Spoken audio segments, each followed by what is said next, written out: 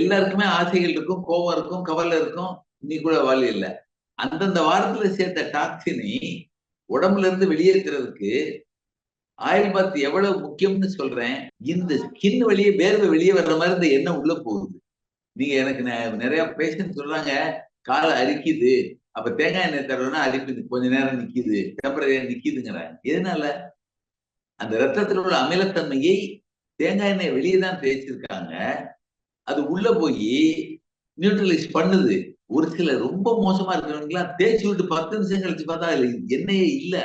அவ்வளவு வறண்டு போயிருது, உள்ள போயிருது. நானே எண்ணெய் தடவுற மாதிரி மெக்னீசியம் சல்பேட் அப்படின்னு ஒரு உப்பு இருக்கு. அது ரத்தத்துல மெக்னீசியம் இருந்தால் மாத்திரம்தான் கால்சியத்தை அப்சார்ப் பண்ணுங்கிறதுனால மெக்னீசியம் சல்பேட்டை வெந்நீர்ல ரொம்ப கொதிக்கிற வெந்நீர்ல குளிக்கிற அளவுக்கு உள்ள சூட்ல போட்டுட்டு காலை ஒரு 10 நிமிஷம் அதுல வச்சிருங்க. கால் வழிய உள்ள போயிடும். உள்ள போயிட்டா ரத்தத்துல மெக்னீசியம் இருந்தால் கால்சியத்தை உடம்பு அப்சார்ப் பண்ணணும். ரத்தத்துல மெக்னீசியம் இருந்தா மாத்திரம்தான் கால்சியம் அப்சார்ப் ஆகும், இல்லைன்னா அப்சார்ப் ஆகாது அப்படின்னு சொன்னேன்.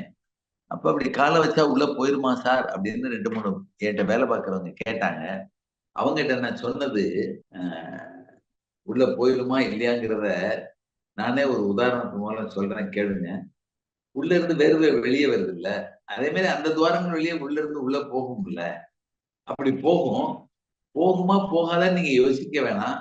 ஒரே ஒரு சின்ன எக்ஸாம்பிள் சொல்றேன் அப்படின்னு சொல்லிட்டு நான் சொன்னேன். அன்னைக்கு எங்க வீட்டுல நிலக்கடலைய பாயில் பண்ணி எல்லாரும் சாப்பிட்டுக்கிட்டு இருந்தோம், வேலை பார்க்க வந்த எல்லாரும்.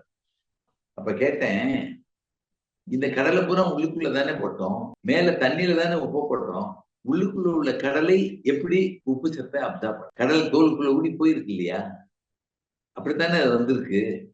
அப்ப கடலை தோலுக்குள்ள போறது நம்ம ஃபைன் தோலுக்குள்ள போகாதா? கட்டாயமா போகும். கட்டாயமா போய் நம்மளை புனிதப்படுத்தும். வேர்வை துவாரங்கள் கண்ணு தேர அடைப்புகளை மூலம் தான் அந்த எண்ணெய் எடுக்குது. அதுக்கப்புறம் பியூர் பண்ணுது. அப்ப இந்த ஆயில் பாத்துங்கிறது நம்ம பல எனக்கு தெரிஞ்சு நாங்கெல்லாம் சின்ன பிள்ளையா இருக்கையில எங்க அப்பாவுடைய அம்மா கட்டாயமா எண்ணெய் தேய்ச்சி விட்டு 10 நிமிஷம் நிக்க வச்சு அதுக்கப்புறம் சீயக்காய் போட்டு கழுவி விடுவா.